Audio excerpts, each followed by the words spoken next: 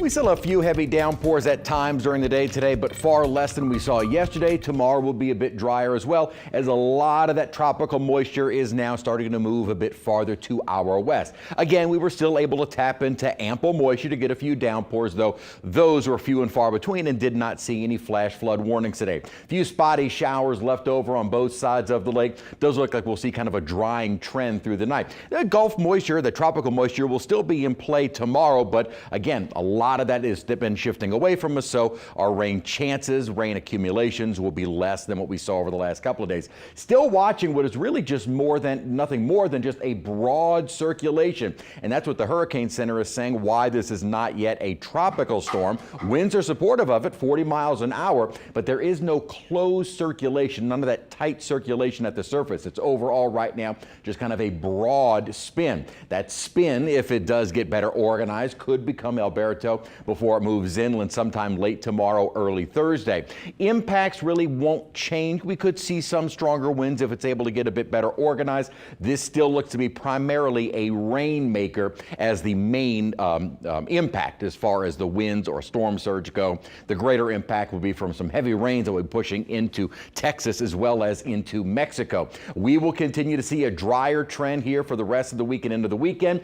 But as I mentioned yesterday, the models have been hinting at something trying to develop kind of in the exact same area off of that Central American gyre down to the Bay of Campeche, southwestern Gulf. What the models are though now saying is that we're going to see this upper high build in, and that is going to prevent anything from getting very far north, and that should push that kind of once again almost in the exact same place into the west coast of the Gulf of Mexico or eastern Mexico. So this does not look like it'll be an issue for us the way things stand right now, as the Hurricane Center is highlighting that region for a low-end threat for development in the next 7 days. We'll be watching it closely, but as of right now, the way both the GFS and the Euro stand, that's going to stay well down to our south. Through the rest of the night, we could see an isolated street flooding type downpour, although that doesn't look to be as likely through the rest of this evening, and that threat continues to shift for any more flooding rain farther to the west or farther to our west and more inland as that system pushes farther into Texas and Mexico. Again,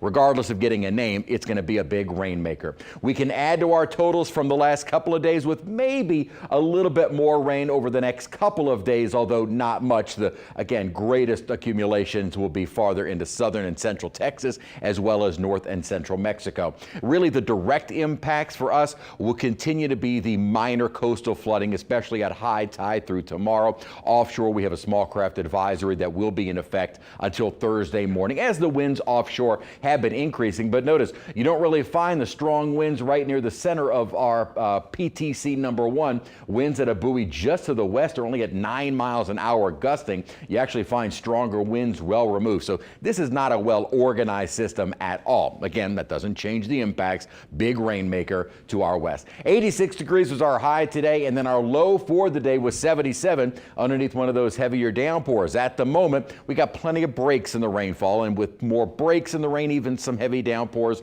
flooding is not as much of a concern. 85 degrees our current reading, and temperatures in the 80s and upper 70s at the moment. So relatively speaking, not too bad. We've been talking about the widespread heat wave that's going to be dominating much of the nation. That may also include us as this upper high really starts to build in through the end of the week, weekend, and early next week. We may also be looking at some temperatures reaching the mid to upper 90s, especially this weekend and early next week. And as I mentioned before, with this upper level ridging, it's also a blocking pattern. Anything down in the Gulf, Bay of Campeche that tries to move north into it is going to get deflected away. So this is going to protect us from anything in the tropics, but it's also going to lead to some high temperatures reaching the mid to upper 90s by Saturday, Sunday, Monday, and likely continuing into next week. Again, the forecast does kind of change this time of year with regard to tropical development and all that. It'll just be something that we watch for as we head toward the end of our forecast period.